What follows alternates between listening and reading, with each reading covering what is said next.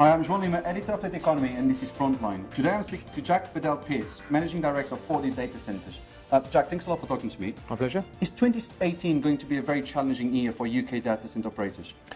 I think it is, but only from the perspective of things like GDPR and some of the security concerns that we've got surrounding things like Meltdown and Spectrum.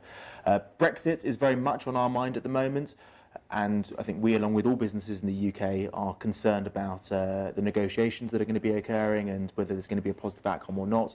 But that's very much out of our control. So the things that we're going to be focusing on this year, like I said, are GDPR, making sure that we are, and also our customers are compliant. And like I said, the Spectre and Meltdown security vulnerabilities, I think that's going to cause a lot more headaches than people realise at the moment. What do you mean by that? Do you think there's more to it, or?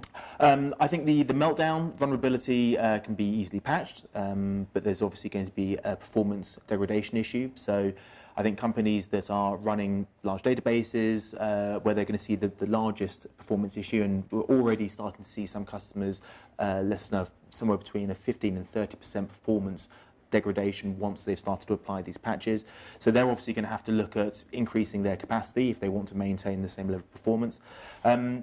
But with Spectre in particular, because the vulnerability is baked into the chipsets themselves, there's no way of fully protecting yourself against it. So I think as time goes on, people are obviously going to have to look at ways of protecting themselves, but it's going to be an ongoing headache for both data center operators who are going to be looking after their customers, but pretty much the cloud operators, the hyperscale providers, and all of our end clients, they're all going to be worrying about this and coming to us for advice. Is it going to get to the stage where people actually have to change or exchange the physical server?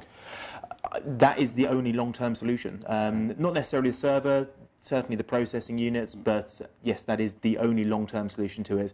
There's going to be patches that will fix certain vulnerabilities associated with Spectre, but there is going to be an awful lot of motivation, not just from nation states to try and find hacks, but also from criminal organisations, because with things like Bitcoin taking off, there's a lot of opportunities for theft of Bitcoin potentially, and of course there's sensitive data. And last year we saw an awful lot of data being released.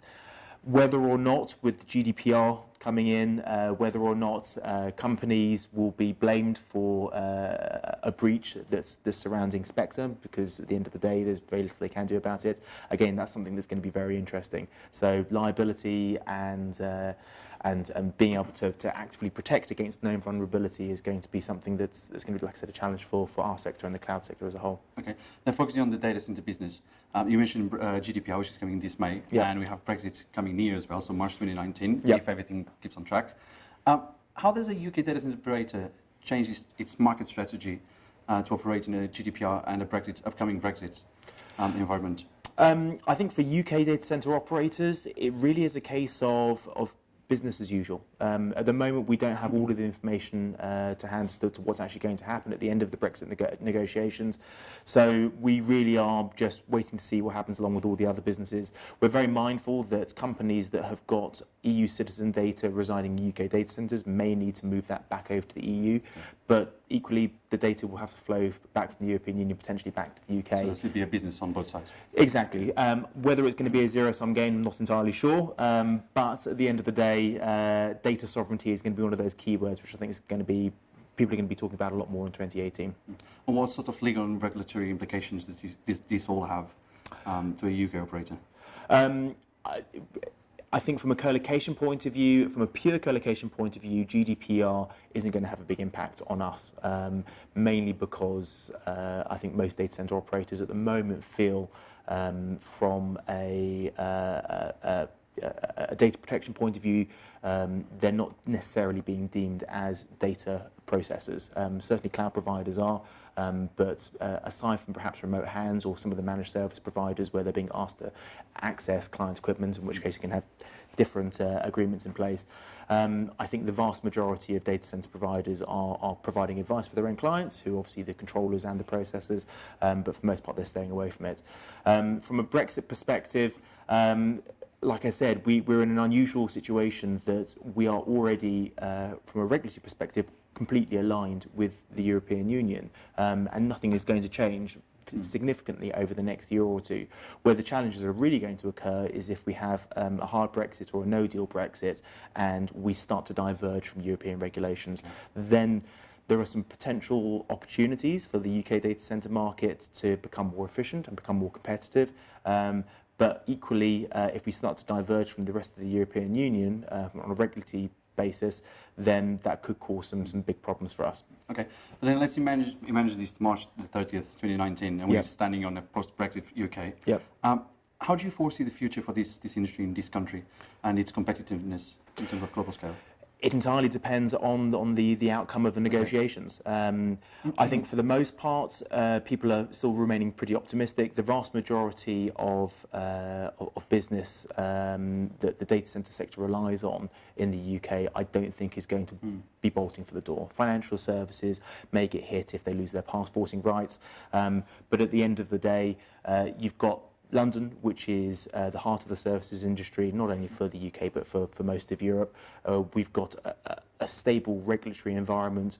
We've got data centres that are well run, and we've got some of the best interconnections from the rest of the world.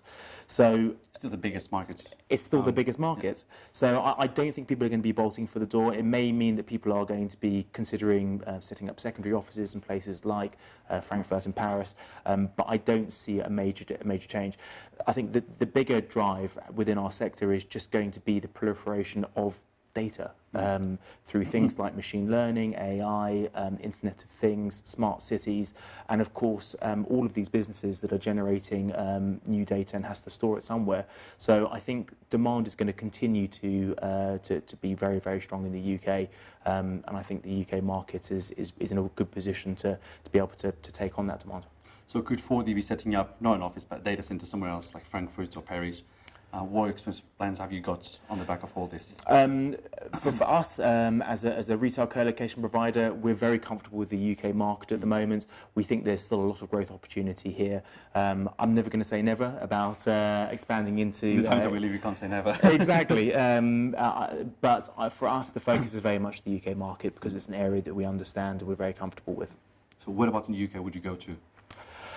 We currently specialise in the southeast. We've got our data centres in Surrey and Sussex, and because we've got the majority of our staff in that area, we've got a good understanding of how businesses work in the verticals in the southeast. We'll probably stay in the home counties. Okay, and then you've already sort of mentioned cryptocurrency and bitcoins and everything else, and you've had some customers coming to your data centre as well. Yeah. What's the deal with Bitcoin people? What is going on in the data center industry? How is this driving business? Just a quick overview of what Bitcoin is doing for you. We had our first inquiries on Bitcoin probably about 9 months ago, and that was when the price of Bitcoin started to breach $3,000 US. We've done some analysis ourselves, and we recognise that around about $3,000 to $4,000 US is the cost is that price point at which it becomes cost effective to buy your own hardware and to mine. Now there are lots of other factors that go into it: cost of electricity, of course, the cost of the hardware, and of course the more people who mine, the harder the harder it becomes to actually mine the bitcoins in the first place. But I think it's currently around about $10,000. So at the moment, there's a very strong motivation for people to mine.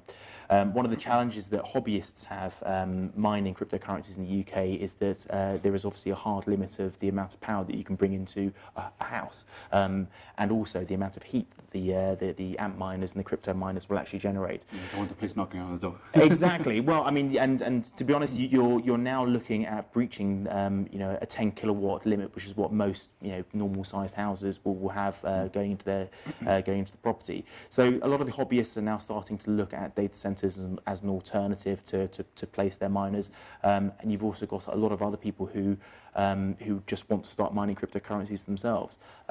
It is still going to be cheaper to mine in Eastern Europe and over in Asia, but at the end of the day, people want to have their miners here in the UK. Data centers are the best place to put it. Whether it's going to be a long-term trend, I just don't know. It's an evolving market. It's an evolving market. If cryptocurrencies or Bitcoin crash, then obviously people are going to stop mining for them because it won't be cost effective anymore. The crucial question is: are you taking Bitcoin as payment form? No.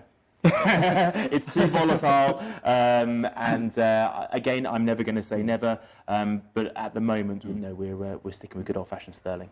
Okay, Jack, thanks a lot for talking to me. Thank you. Don't forget you can follow Data Economy on Twitter, Facebook, and LinkedIn, and also visit the website on www.data-economy.com.